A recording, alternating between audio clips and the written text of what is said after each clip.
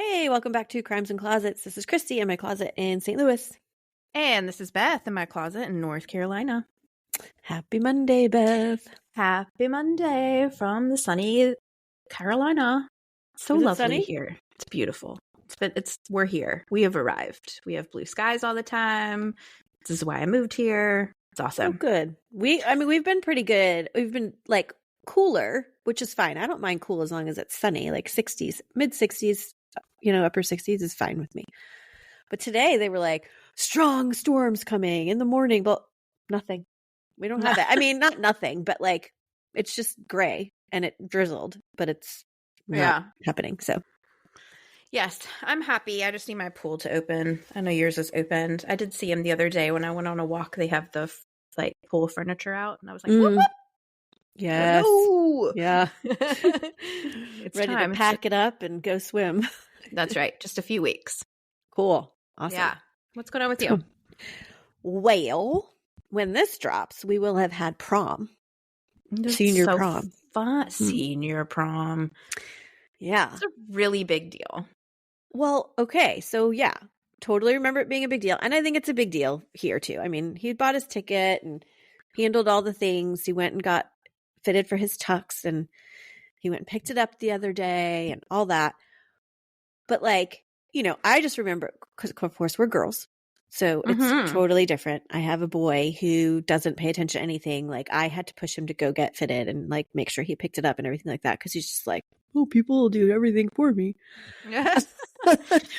But I also was like, well, are you going to take pictures somewhere? Do you want to have everyone come here? Cause I know that her parents will want to take pictures and maybe somebody else's parents. Like, are you all going together? How are you getting there? Like, who rented the limo? Well, and I even said, I don't even know if a limo is a thing anymore. Like, right. I have no clue because I haven't seen any, but I'm also in the back of the neighborhood. So other kids that have done it before, like they could have had it and I just missed it because you don't come back here and you drive through. So anyway, all the things. And he's just like, oh, okay. And I'm like, well, just let me know. Can you give me a heads up? Like if someone's going to come over here before, so I'll have a couple snacks, whatever. Nothing. I literally still have like really no clue, but I have snacks ready just in case. Her parents are coming. She did text me. Her mom texted me and was like, hey, can you let me know? Because it's also their anniversary. So she was like, we're making plans and I want to go and take the pictures, but I don't. So I want to make sure that we plan for whatever. So I was like, come here at 6. They're probably going to leave at 6:30. You're free after that. So did all that, but I still have no idea. I know my son and his date and one other kid and his date are coming. Maybe there's another one, possibly. Well, I don't know. You know what's going to happen? So we're recording this on a Friday, by the way, and it's tomorrow. You're going to text me tomorrow and be like, there are 12 people in my house right now. And you're going to be ordering the Chick-fil-A and the pizza. Because you're not going to have any food. No. For all the people that are going to come, you know it's going to happen. Right. So I just need to prepare. I probably should just have some like frozen pizzas in the fridge or whatever, which I normally do, but we ate them all last weekend. But anyway, and then I was like, and how about a limo? Like, you guys, like, what about it? And he never really answered me. So I just started pricing them like Monday. We're talking week of. Well, number one, a majority of them are completely booked out. So it's got to be a thing. And so the ones I was getting prices for, which they were giving me typical prices, but they gave me like prices for like a 14 passenger stretch limo. I'm like, there's 4 of them. That's right. As of right now. You just need a little town car. I'm like, are you kidding me? And it's like almost $1,000, like $800, $900. Well, because for 14 people, everybody kicks in and then it makes sense. Yeah. So I was just like, no, thank you. Like, sorry, kid. I love you, but not $800. No, Get him a Sprinter van, Christy. Well, so here's what I ended up getting. We have this guy that we got from another friend of ours that we have used to drive us to the airport, on our New Zealand trip. We were like, we don't want to park there for that many days and whatever. So I contacted him. I was like, hey, he's got like a big Yukon Denali. Like, I was like, it'll be something that at least they don't have to drive. They could get dropped off, picked up. It'll look nice. And so I called him and he's already booked up, but he's like, let me see what I can do. And he found some guy who also does what he does and he's coming now. So I was like, that's nice. Okay. And he gave me a pretty good price, which I was excited about. But he was like, but that's like, I'm dropping them off and going back and picking them up at 10. So like they're staying the whole time. I'm like, well, that's fine. Let them stay the whole time. I think they should. Well, I think they should. They're going to have fun. If they leave at like 9, then they're going to miss like some big thing where like everyone got up and danced. Like, I'm like, no, it's your senior prom stay. So anyway. Right now. Yeah. So that's all like job, literally Mom. Like 3 days before prom, I'm figuring all this out. Like, thank you. Thanks. You know what I think just when you're talking about this, because I'm the only one of us with a daughter. So when she has her prom, you got to come. Oh, and like, yeah. Do all the things. Heck like, yeah. We'll go get our nails done and go get our hair done. And like, we can lean in hard. Yes. Let's like fingers crossed it's not the same weekend as like mine because they're the same age. Oh, true. I know. He can come. He can be her date. Oh my God. Now, see, that would kill us. That would be too good. You know, what would be really funny is if when the time came, we just looked at both of them. We were like, we're so excited that she's your date or he's her date. Like we planned this. We planned this like 10 years ago. So sorry. 2024. If you're dating someone, it's too bad because we've already betrothed you for prom. Yeah. And we already booked the limo. So bye. And your plane tickets to go to each other's houses. Love it. You never know. Oh my gosh. I like it. Well, this is lots of fun. Yes. Yeah. I have a feeling today is going to take a turn. Yeah, probably. I got a case for you if you want to hear it. I do. All right. Well, let's get going.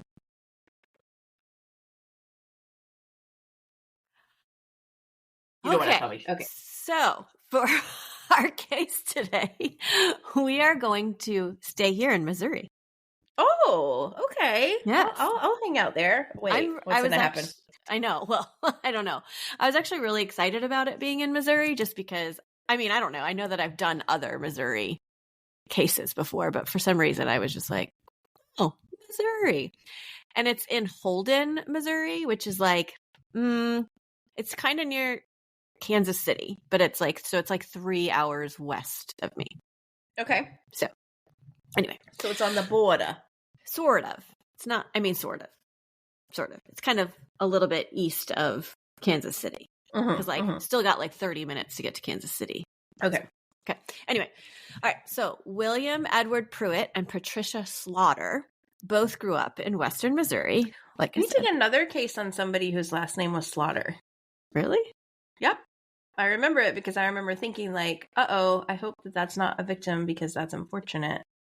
Oh. But I don't remember what case it was. I think it was mine. Anyway. Gosh, I hope it wasn't the same one. I don't know. Oh my gosh. Sometimes I'm like, I don't remember that. I don't know now that you say that. I don't think so because, I don't think mine was in a serial killer. Right. Oh, okay. The one that I'm thinking of, yeah. Okay. All right. So the two of them met in 7th grade, but would not go on their first date until their senior year of high school. Cute. And they both went to Lee's Summit High School. They would go on to the University of Central Missouri, and they got married in 1968 around the age of 19. And from what I can tell, I believe Bill graduated, but Patty left school so that she could start, fostering a family. Okay. Yep. Mm-hmm. Bill would become a teacher for a short time, but it is stated that he did not like that, and so he gave up on it. And he decided to go back and work at a lumber yard that he had worked out for like several years during high school. So it was like his high school job forever. Okay. They would build a house near Patty's family in Lone Jack, Missouri. That's just south of Kansas City. And by 1974, they would have 5 children: Jane, William, Sarah, Carrie, and Morgan. From what I could pull together, because they're not like all named everywhere. So I'm fairly certain those are their names. Okay. They owned their house outright, and they were doing like pretty okay for themselves because it says they built it. So I don't know if they like literally actually physically built it themselves. I feel like they might have if he worked at a lumber yard. He seems like he might be the handy type. Right. And for you to own your house outright pretty quickly. Yeah. I mean, my brother did that. It took him like 15 years, but he did. Oh, wow. Yeah, built it himself, him and my dad. Wow, that's pretty cool. It's a log cabin. It's the coolest story ever, actually. I'll tell you one day. Okay. Yeah, please. Maybe in the intro to this case in 3 months. Maybe. Write it down. Okay. So by 1976, Bill was like looking for ads for a horse for Patty because Patty really liked horses. And while he was searching for an ad for horses, he saw an ad for a lumber yard in Holden, Missouri. That was for sale for $64,000. Oh, for sale. Okay. Yeah. And Bill was like, I've been looking to like get out from underneath working for someone and want to kind of work for myself. So let's go check this out instead of getting a horse. So instead of getting a horse. Yeah. I mean, that's what he was looking for. Lumber yard instead of a horse. Yeah, exactly. Options. So they go and look at it and pretty quickly decide that they're going to buy it. They're going to spend that $64,000 and buy it. They call it Prewitt Lumber and Hardware. And from what I understand, it's fairly run down and like old and whatever, but they're just like making it work and they're doing what they need to do. So a year later, they moved into a house that was on 40 acres just north of Holden, so close to where the lumberyard was. They struggled to keep their business afloat and provide for their family, but they always did. But it was a hard thing. They provided their kids what they needed. There just wasn't a lot for extras. Yeah, having your own business is really hard. Yeah, it is. There was like an article written out about them because when I was doing the research and I was looking for background information because there wasn't a whole lot on them, there was actually an article written about them about how they built this lumber yard and they're trying to stay afloat and whatever. Mm-hmm. So that's where I got a lot of their background stuff from. That's cute. Imagine if we had to support our families on our little business. Oh, I don't know. We wouldn't be able to. No. All we do is go to CrimeCon. I know. That's all we can do. Sorry, you can't have food, but we're going to CrimeCon. Yeah. So, okay. It stated in, I think, that article that they were bringing in about $10,000 between them. And I'm assuming that meant per year based on the timing of it. But I don't really know if that was like per month. I doubt it was per month because that would have been a lot of money per month. Well, yeah. Yeah. So I think it must have been like, that's what they were like taking home themselves between them after paying like a couple of workers that they had and like trying to keep like lumberyard stocked and stuff. Wow. So one day their motor in their car goes and they're like, we cannot afford to buy a new motor. So they start looking down their list of customers because they're also in the time where it was like, oh, just put it on my tab kind of thing. Like I'll pay you when I can. So they go down the list of customers who owe them money and they come across one who has a motor. And so they're like, okay, we'll trade you that motor to like wipe your debt clean. So genius. Yeah. And so then they just start bartering a lot for their lumber. One customer pays in meat for their family. Another one did slip covers for their living room. So they were just making it work for the best they could. They sound like really nice people too. Also, I know. Sidebar. Yeah. No, they really do. So they needed to try and figure out how to get a loan because what they wanted to do was consolidate all of their debts for like the house that they just bought and the lumberyard. And they needed to kind of get a little extra money to build up their inventory because they were having a hard time keeping up with like bigger places because they couldn't keep the inventory in there because it was so expensive. Right.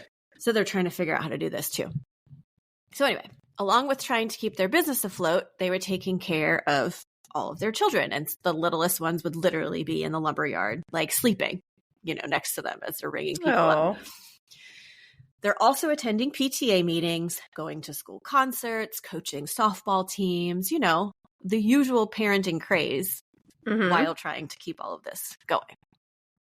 So they're just trying to make their dreams come true and working hard to get them hard, really, really freaking hard as far as I'm concerned. In 1983, Patty was even elected president of the Holden Chamber of Commerce. So, yeah. They're active members in their community, and everyone loved Bill and Patty and would say that they seemed to have a great marriage. No one ever saw any issues. On February 18th, 1984, the couple went to dinner with their friends of theirs, like another couple. They went out to a bar after dinner and had a few drinks and returned home around 2 a.m. Bill went upstairs to check on the children, and Patty went in to clean up the kitchen. It's like, sorry, sidebar. Worst thing ever when I come home from like going out and I have to clean up after my children. So. I agree. Because nobody wants to come down in the morning to a dirty kitchen. So it's like, well, I'm doing it now. Exactly. I feel that. So by the time Patty had gone up to the bedroom, Bill was already in bed and asleep. And there was a pretty big storm like that night, like loud lightning, thunder. This is like brought up in many different articles. So it must have been quite the storm for it to be brought up. Mm-hmm. So not long after Patty went to bed, she heard this loud bang, which to her, because there was a storm, sounded like thunder. Mm-hmm. And she's asleep. So she just remembers like hearing it and doesn't open her eyes or get up because she's just like, whoa, that was like loud, whatever. I'm staying asleep. She remembers it. Okay, so wait, sorry. Not long after that, she then remembers being dragged from her bed by her hair. Yikes. It's really dark, so she can't get a look at who is doing this to her. And whoever it is holding a knife to her throat, which cuts her a few times, and they proceed to rape her. Oh, no. Patty said that she was crying and whining so much that she felt like that's why her attacker actually left, because they were annoyed by her. Which, I mean, I don't know. I don't know if that would happen, but it seems pretty plausible. So anyway, she got up and goes into the bed where Bill was and realizes that he's injured in some way because she can kind of see some blood, like she sees blood dripping. So she goes to turn on the lights to see how bad it is, and she tries to call the police, but the phone lines are down and her lights won't go on. Okay, because of the storm or no? Well, that's, I think, what she was assuming at the time. So she then went into the children's bedroom and coaxed 4 of her children out of bed because her oldest was at a sleepover at a friend's house. Okay. She told the kids that there was a small fire in the house and they needed to get out right away. Now, she said this, I see your face, because she said that not long before that, like in like the week or whatever days preceding this, they had just been going over fire drills with their children on like, what do we do? How do we get out? It's really serious. Like, you just need to listen when I tell you this. And so she just thought, without wanting them to ask a million questions of why I'm waking you up in the middle of the night, we need to leave. Yeah. She was like, there's a fire. We need to get out. Yeah. Oh, yeah. That's actually really quick thinking. Right. No kidding. And, thinking that this person could still be in the house. Like, yeah, he left me alone, but where did he go? Did he go in our basement? Did whatever. And of course she doesn't want him to run into like their bedroom and see dad. Right. With like blood everywhere and all that. That's traumatic. Yeah. Yes. And a couple of them were like, where's dad? Is dad out? Like, what's going on? And she was like, don't worry. We just need to get out. We just need to get out. Everything's fine. So she gets them out to the car and she runs back in to check on Bill and then leaves again to drive to a neighbor. And she drives, apparently, because it was commented about how she didn't go to the first neighbor because they live on this 40 acres. So it's like a little bit of a drive to get somewhere. For sure.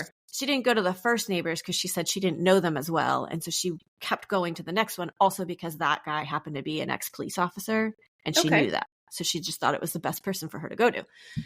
So she arrives at their house just before 4 a.m. And I believe it's because like he remembers like answering the door and he was like, it's 3:50 in the morning. Like, what are you doing here? Right. So after that neighbor calls police, he heads over to the Prewitt house. He arrives just around the same time as the police, and they go into the home and they find Bill is dead in his bed with a gunshot wound to the head. Oh, that was the bang. Mm-hmm. Yes. Wow. It was very dark still in the house. And so, because none of the lights were on, just as Patty had said. And so the neighbor goes over to the circuit breaker and switches it back on. And at this point, it's like 4:20 a.m. Okay, so somebody had turned off their power. Right. That's what it seems like. So they also notice, but also I guess if it could be tripped, although I feel like he just like turned on like the main thing. Oh, I see. Okay. Because it could be tripped because of the storm. Sure. Yeah. Too. Right. But I want to say like he like turned the whole thing on. But I could be wrong. Regardless, it's 4:20 in the morning. They noticed that a clock that had been plugged in was now saying 3:19. So they're assuming like that's when the power, however it went out. So police somewhat processed the scene. I'm saying somewhat because there were mistakes made. Oh, no. They found a shell casing near a chair, but they only found that after like a police officer like slumped down in it, like to sit down and like take a break, I guess. I don't know. And it fell to the floor. So it was like in that chair, I guess. And somebody sat, lodged it or got it out. So they dusted for prints on some doorknobs. But I will mention right here that they'd never dusted for prints on that circuit breaker. And it's like, hello, if somebody did, like flip it. That's how you would prove, because you would get somebody else's prints other than Bill's or Patty's, or maybe even the kids, which I doubt any of the kids even touched it, because I think the oldest one was like 16, like in high school at the time. Right. So anyway, and it's also mentioned that they're like dusting for prints on all of these round surfaces like doorknobs, but this was like flat, and they probably would have gotten a much better print off of it. So they also find a severed phone cord. So that meant her phone was actually cut. Which means they definitely turned off the power too, because like you're not going to just cut the phone cord. Sorries. Right. That's the truth. And then leave the lights on for people to see who you are. Yeah. Anyway. Okay. So they brought Patty in for questioning, and they took like her pajamas that she was wearing as evidence, and she told them basically everything that I just told you. However, she did leave out the part that she was actually raped. Yikes. Oh, I hate that. Yeah. She said that she was dragged, that they held a knife to her neck, blah, blah, blah, blah, but she did not say anything about the rape. And they noted that it was like the wounds on her neck were nothing severe enough to even require any like medical care. Right. One of her daughters told police that when they were leaving the house, she saw the light on underneath the basement door. The door was closed, but she could see the light on. And so she was convinced that her father was actually downstairs, like fighting the fire. Wait, why was the light on in the basement if the power was cut? I don't know. I don't know. Good question. But she saw a light. So I don't know if it was like on a different breaker or maybe. So maybe, I don't know. Good question, actually. Yeah. Why did I not pick up on that? I mean, it's a big thing that there's no power here. Right. Huh. Okay. Well, moving on. A neighbor comes forward right away, like the day after the murder, and she says that she saw this light-colored car just up the road from the Prewitt home, like sort of up on a hill that had a pretty good view of their house.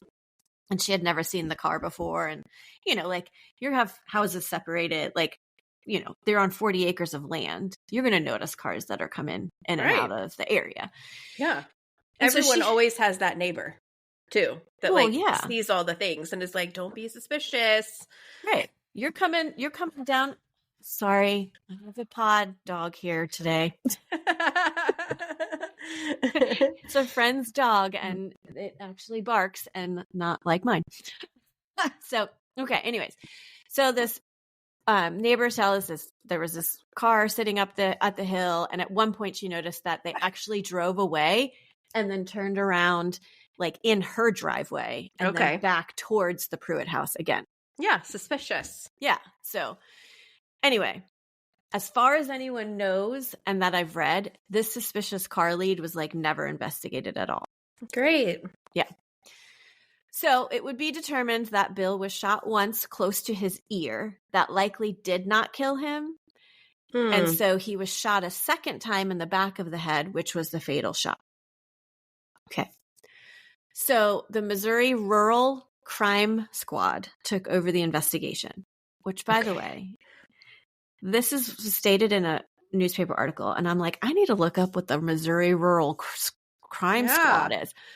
And there's like no, like you look that up and it doesn't even like actually seem like it's a thing. So it must have been just like what they did locally. So the way it was described in the paper was 26 officers from 14 area police departments took over because they made their own task force, essentially. Yeah. It's probably like, this town's so small, we need to combine resources. So let's all pitch in and help. So within 4 days, they have a suspect. Okay. And their suspect is Patty. I was gonna say it. You were. Yeah, because she didn't tell him about the rape. Okay. Well, I will get to that a little bit later, but yes, that is definitely something. Well, but they don't know that she didn't tell him about the rape, I guess. So like, well, true, they're basing it on. Well, that's what I was going to say though. Right. So here's the reasons why they have Patty as a suspect. Okay. They did not find any forced entry into the home.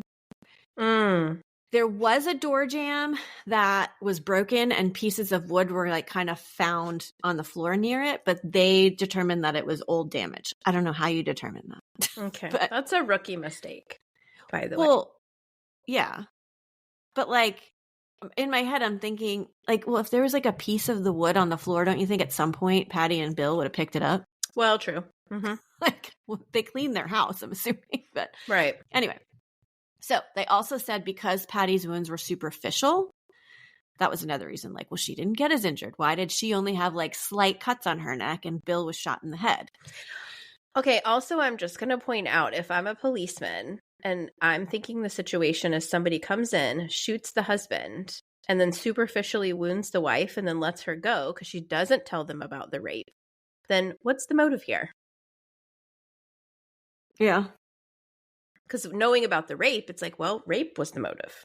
Well, they had to shoot the husband so they could rape the wife, but they don't know about the rape. So, So I will say that it's brought up a couple times, but I don't really know the validity of it, that Bill was like close to finding out about this like drug ring in town.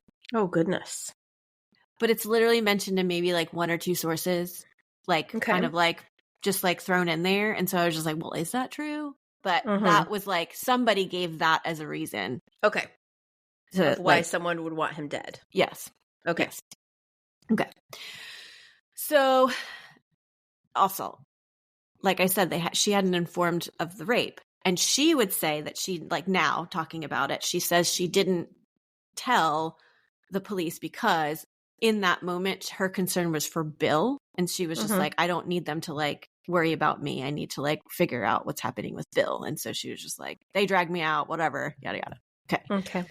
There's a different reason that actually comes out later, but I can't get into it right now. Okay. So I think there was like I can't remember exactly, but there was a reason why they couldn't figure out what kind of caliber gun was used. But the Prewitts had a .22 caliber rifle that was missing from their hall closet. Okay.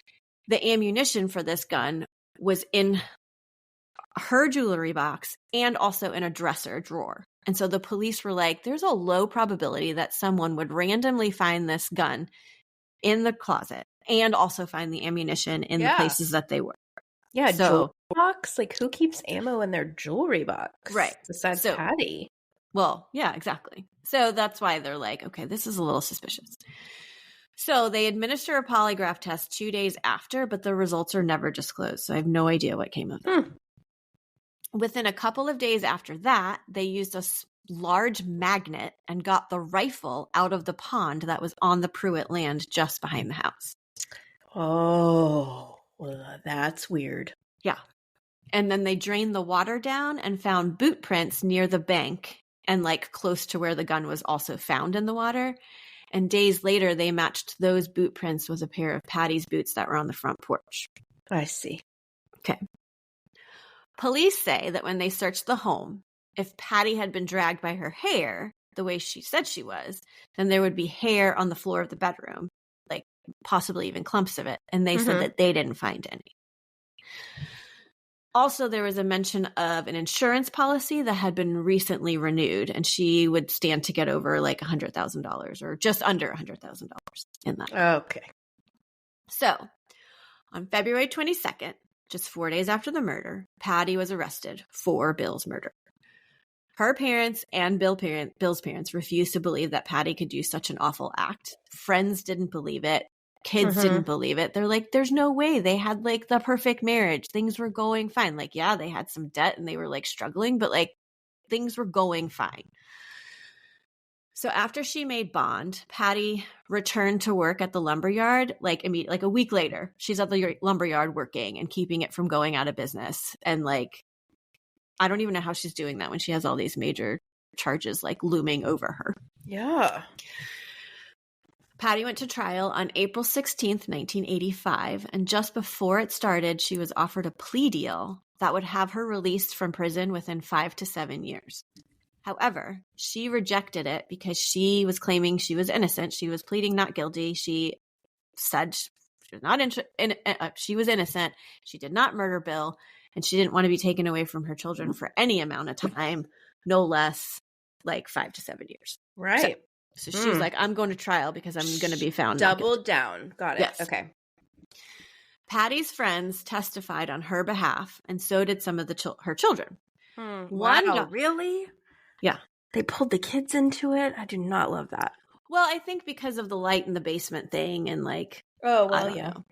So, and the daughter testified about the light in the basement. It was mentioned how police never even went down there to see if somebody was hiding down there. And had a flashlight or something? Yes. Yes. Right. There we go. See, now we're making progress here on why there's a light.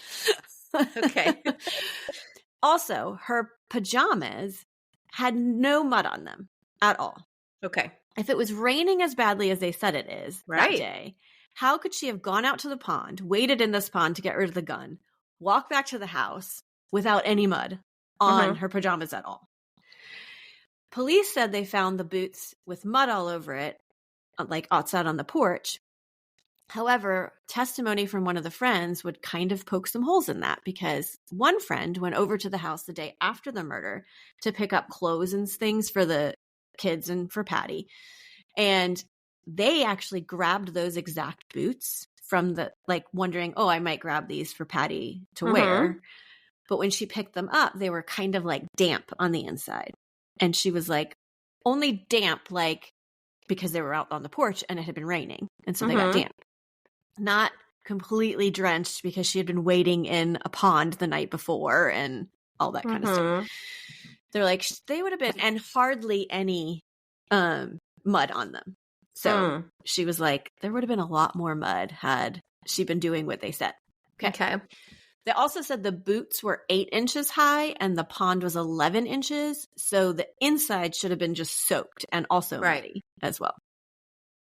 Her daughter testifies also to this point that she had borrowed the boots about a week or so ago. And they were playing, her and her brother were playing by the pond and on the ice, and her foot went through, and it's likely that's why there were prints on the bank of those boots, because she had just been using them by there. Okay. Another friend also went to the house about a week after the murder to clean up so that the family could go back and get back into the house.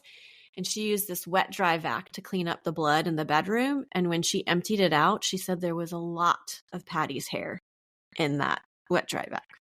So she's saying the police didn't even like look for the hair then that they said should have been on the floor. Yeah. And all fairness, my vacuum has a lot of hair in it because of me and my daughter. It's just like we shed and it's everywhere. Right. And I was going to mention that because like clearly she's wet drying like a big area. So her hair could have just been, but the way it was mentioned, it was like in a huge amount. And she was like, I don't really think there should have been that much in there, but whatever. Okay. I mean, they're trying to like defend her and be like, yeah, this is what. Okay. So she also at that point found a second shell casing because remember he was shot twice and they only found the one. And she only heard the one bang, which I found interesting too. She never mentioned another bang? You know, there's a chance she may have. Okay. Gotcha. There is a chance she may have. Yeah, I think she did. Okay. So, but this friend finds another shell casing. It's like, well, if the police were really scouring that room, why didn't they find the second shell casing? They only found one. They can't find an actual shell casing. They're not going to find hair. Right. Yeah, exactly. So they're not doing a thorough search, in my opinion. So these friends also went to the basement and they saw man-sized footprints in the dirt floor that was like leading from like a little room that had a window to the stairs, as if somebody had like, that's how they had gotten in. They took pictures of these prints and then presented them to police, and police were like, nope, they weren't there when we were there. Those are police footprints.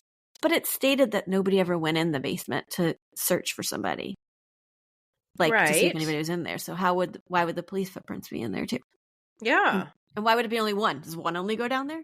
I don't know. Right. I don't know. I'm just kind of I'm skeptical. And only from the stairs to the window and nowhere else. Right. Yeah, exactly. Okay. So another weird thing that came up is that their 3 dogs had gone missing a couple hours just before the murder. And they would eventually be found dead on a nearby farm. No. Dead of what? Yes. Well, it's never, like, I think officially confirmed, but it's said that they thought they were poisoned. So I feel like somebody could have done that to the dogs beforehand so that they could enter the house undetected. That is really suspicious. Patty wouldn't have to kill the dogs. The dogs wouldn't bark at her. Like, right. You know, dogs only bark at things that are outside, right? Like our pod pup today. Yes. So anyway, so it could have possibly happened while Patty and Bill were out that night, and this person was just like waiting in the basement for them to get home. But who knows? This is all speculation. Okay. So they had a forensics expert testify at the trial that the first shot had not killed Bill and the second shot did, but both shots would have had to have been taken while like leaning over Patty while she slept. So they were like, how does, that happen over you and you don't know that it's a gun, you think it's, thunder or whatever. Okay. That was his point. However, this expert apparently had testified at other trials and had been discredited several times because apparently he just kind of says things to make the narrative fit with the prosecution. Yeah, no, that's not an expert then. Yeah, so we take what he says with a grain of salt. But that's a good question, though. It is a good question. Like, it's a good point. Yes. Yeah. If that's the direction it came from. Maybe they were having some drinks when they were out at the bar and didn't come home till 2 a.m. and she just like legit fell in a deep sleep. And I would imagine. That's also really possible too. Yeah. I mean, that's exactly what did happen. They had drinks and came home so late. So I mean, I could probably sleep through some things. And if the thunder's that loud, totally thinking that was thunder. Right. Or just being confused in general, I think. And like being like, wait, what's going on for like half a second? Yeah. And that's as much time as it takes. That's fair. Right. Yeah. I mean, you hear a sound and you think it's something that it was actually in your dream. And you're like, was that real or was it not real kind of thing? And then like 30 seconds later, you're being dragged out by your hair. And you're like, well, what was that? Like, what was it? Right. Okay. So during the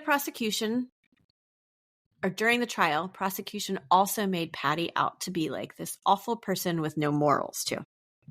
They brought in several men that had claimed to have had affairs with her. Ruh-roh. A couple of these men even said that she had offered them money to kill Bill at some point. Okay.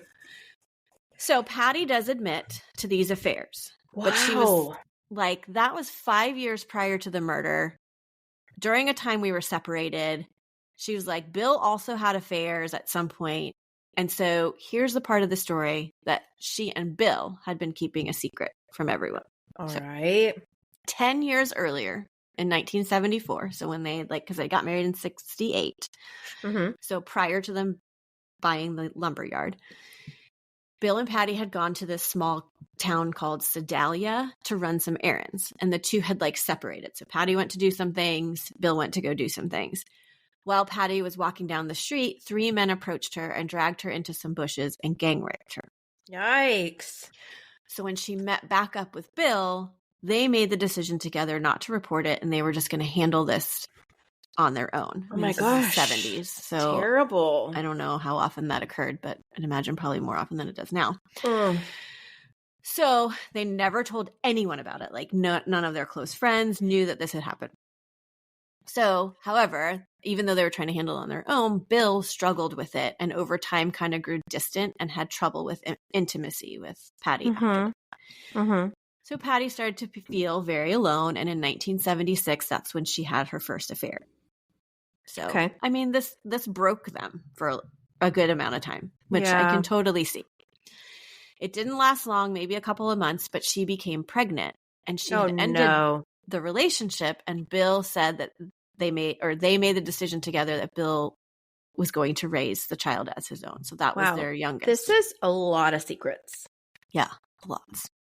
Yeah, because I don't know how much. I'm assuming now the kids know, but I don't know how clearly nobody knows that she's having an affair because everyone said they were so great. Right. We don't have any indication of any of this. So, okay. So this was also around the time, just before, because when they bought the lumberyard, it was 76. I think she was still pregnant with him when they bought it, and then she had the baby. So they were like, okay, we're going to do this new thing. Maybe this will help our marriage. Yeah, fresh start. Yeah, so they moved. So this baby's father was one of the men that she said offered him money to kill Bill. But right before the trial started, he came to Patty and was like, I'm going to leave my wife and we should get married so that I can't even testify against you. And started claiming he was in love with her all this time and wanted to be with her. And she was like, no, get out of my face. I want nothing to do with you. That's nuts. So he's just a little sketch to begin with. And I'm assuming that he knows he's the dad. At least at this point he does, of the youngest. Anyway, I don't know. Maybe he's pissed at her for all these years for like, maybe she didn't tell him at first. And right. I don't know. But anyways, he's one of the guys that's saying she said, "Can you kill my husband?" Patty does say that she does not remember ever. She definitely never like offered anybody money to kill Bill. She's like, if I ever said anything, it would have been like, gosh, things would just be better if Bill wasn't around. But she was like, it wouldn't have been anything that I was actually like serious about. Like, she's like, how many wives get mad at their husbands and say something stupid like that? She's like, I would never actually ask anybody to try and kill Bill. Okay, that's just what Patty says. All right. So after this, for about another year, Patty did have several other affairs, and she said so did Bill. But she didn't really start talking about that, like, and saying Bill had affairs until many years later, because she said she never wanted to tarnish Bill's memory to her kids. But then she started talking out about all this stuff. They were at the lowest point in their marriage, and one day they had a huge blow-up argument, like dishes being thrown, like huge fight. And that was when at that point they were like, this is it. Like, we need to change. We want our marriage to work. We need to like end all the affairs and like actually work on it. And so they decided to do that. And that's what they did, according to Patty. And that's why everyone where they lived in like Holden thought everything was great between them, because they were really trying to work on their marriage. And that was 4 years before the murder. So why is she now that they're actually doing better going to want to murder him? Okay. Now they're saying it's for insurance money, but she was like, it was like $90-something, and what we owed was like double that. So what was that gonna like help me? Anyway, so she also admitted at that point that she did not tell police about the rape because she said that she thought that if she's admitted to it, Bill would then back away again. And what happened the first time she got raped would happen again.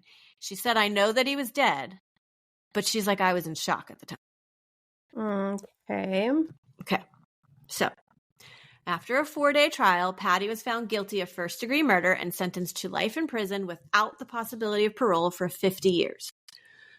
She will be eligible for parole in 2036, and she will be 86 years old.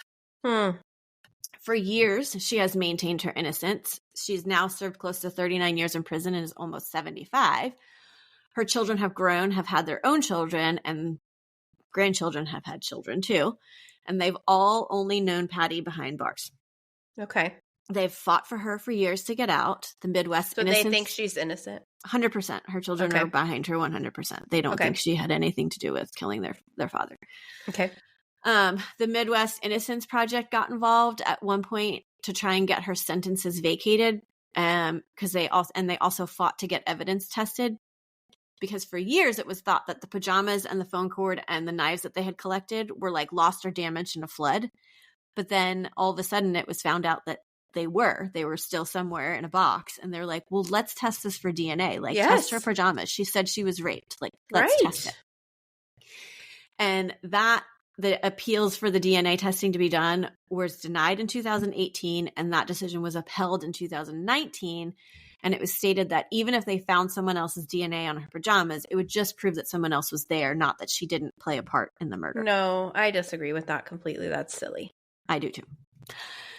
Years later, when I think it was William, well, one of her sons was 18, he was arrested for a DUI. During his interview, he told police that, and the police officer that arrested him was one of the investigators on the murder investigation. He said, I have information and I know who killed Dad, and it was not my mom. Okay. Well, he's arrested for DUI, so this officer's like, okay, go home. You're drunk. Sober up. Come back and talk to me tomorrow or whatever. Well, later that day, he was found dead at his friend's house. That a friend that he was staying with, from a self-inflicted gunshot. Oh. So it was speculated that he saw something that night, and he had been living with it all this time and the guilt because his mom was in jail for it and whatever, but nobody will ever know because he's gone. Okay. Her children have been fighting to get her out for years. everyone has basically given up now on proving her innocence, and they've just been focusing on getting her out early and getting her clemency. Several years ago, they thought they were going to get it with one of the governors, but then he was tragically killed in a plane crash. Like, he had indicated that he was going to give it to her, but then he was gone. The next governor did not grant it, and now they are on to the current governor, Governor Parsons. And they just want her to have some time with her family outside of jail after all of these years to like live out her days. She's the longest serving inmate in a women's prison in Missouri. Wow. She's been the model inmate and did so many things to help bring policy changes and programs to prisons. And she's even mentored other prisoners. She helped develop a parenting program for incarcerated women. It's called PATCH. It stands for like parents and their children. Mm-hmm. It's a nonprofit organization that provides support for children of moms in prison to help strengthen their ties with their moms so that they don't lose that connection with them. Okay. It provides parenting classes for the women in prison, provides visitation plans for the children, support groups for the prisoners, and they offer transportation for those children if they don't have any way to get to visit their mom. All right. Patty also started a program called Storytime, where prisoners can record themselves reading storybooks, and then they're mailed to the children so they can hear their mom reading stories. There have been multiple films done / shows that I've not been able to access. Okay. At all. There's a Dr. Phil episode that her daughter Jane was on. You only really hear from Jane. So I think I'm just like assuming that everyone else is in like in support of mom based on what they're saying, but you only really ever see Jane in any of these things. And they were on this Dr. Phil show. So Jane was there and they were like, had her on the phone, Patty on the phone from prison. Oh. And I've seen like clips of this on YouTube, but not an entire episode. You know how you can see like little like 3-minute things or whatever. Supporters of Patty say she was only convicted because they slut shamed her in the trial because of her affairs. Mm-hmm. And if we are to believe what she says, I don't actually think she committed this murder. You don't? No, I don't. I don't think she did. I don't think she had a reason to. What are your thoughts? I think they had a lot of years of instability and a lot of secrets. And I think that's suspicious. I think that makes smoke. And so where there's smoke, there's fire. I think somebody was in the basement. I will say that. Yeah. I think I'm 100% sold that there was somebody in that basement. A man in the basement. So whether it was the person who actually killed her or whether she had help. I don't know. Interesting. I think if my husband got shot 2 times in bed beside me, I would wake up and not think it was thunder. I have heard a lot of gunshots very close to like where I'm standing or whatever, and they are very loud. Right. And you put that in a small room in a house, like that's like a blow your eardrum out kind of thing. Yeah. I think that's suspicious. I don't know. I don't know. I really wish I was able to see some of the like films that were done. One was called 33 and Counting, and it was like there's this website, and it was like I needed a password to access it. Okay. And then interesting. Another one was, oh gosh, I can't even remember the name of the show, but it's, like one of those other, not Snapped, but like it was definitely an Oxygen show where people like dive into cases. Deadly Women or something like that. It wasn't, but it was one I had never heard of. Okay. So I don't think they lasted long, whatever they did. And they're just not available anymore. You cannot find them anywhere. And then this Dr. Phil one, I can't find either, except for like bits and pieces of it. And so I have seen like videos with her randomly, and I don't know if that's why, and also like hearing her daughter in total support and not believing it, if that's why I'm like led down the like I believe that she didn't do it path, as opposed to like you just listening to everything that I just said. Right. But I really don't believe she did it. Yeah. And I really can't explain it except that it's like she doesn't look like the kind of person that could do something like that. She's like, yeah, I had affairs. So did Bill. Doesn't mean I'm going to kill him. Like, no, but I mean, yeah, agreed. But she also has a really pretty significant pattern of lying about really big things, like the father of her child and being but not raped to Bill. And allegedly. Who is it? Well, yeah, allegedly, I guess. Like, we don't know what Bill knew or didn't. That is true. You are correct. That's true. Yeah, I don't know. I don't know that I trust her, honestly. I think, there are no coincidences in murder. That's what I always say. And I just feel like there's a pattern of lying about huge things. She was the only person there. Yeah, but it's in a time where everyone lied about that stuff. Nobody wanted to admit that their marriage was going down. The generation of secrets. Yeah. That's what I always call that whole like generation from 70s, 80s. You don't want to admit that you were raped. You don't want to admit that your marriage is suffering, that you're having affairs, you don't want to tell that. I mean, I don't want to tell that to people now if that was happening, but like you really didn't want to say that back then. Right. No, you're right. I don't know. I'm on the fence about it. I really am. I think there was a terrible investigation. I will definitely agree with that. And I don't know that they proved it without a reasonable doubt or like beyond a reasonable doubt. I can't say that that's honestly true, but I don't know. I'm not 100% that she is innocent in all capacities. Like maybe she didn't pull the trigger.